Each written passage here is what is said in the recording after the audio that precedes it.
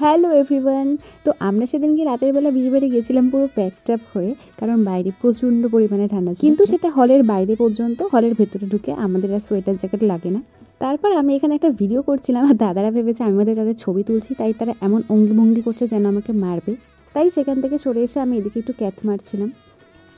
তারপর সবাই চলে গেছিলাম বরের সাথে দেখা করতে, মানে আকাশ দাদার সাথে দেখা করতে। আর আমার সব ভিডিও করার পর আমার মনে হয়েছে যে রূপালী দিদির কোনো ভিডিওই আমি করিনি।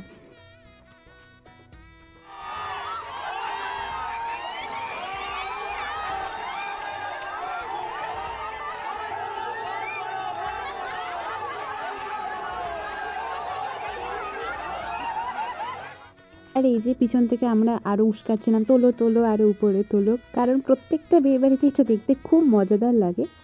তারপর আমরা সবাই মিলে চলে গেছিলাম খেতে। আর আমি সবসময় শুনেছি লোককে খেতে দিতে হয়, এদিকে উল্টে আমি লোকের প্লেট তুলে নিই। জেনে বুঝে আমি এই ধরনের পাপ করে থাকি, যেটা করা একদমই উচিত নয়। যাই হোক, তারপর খাওয়া দাওয়া সেরে আমরা সবাই বাড়ি চলে আসি। আর তোমাদের ভিডিওটি ভালো লাগলে লাইক অ্যান্ড সাবস্ক্রাইব করে দিও। দেখা হচ্ছে নেক্সট কোনো ব্লগে, ততক্ষণের জন্য টাটা।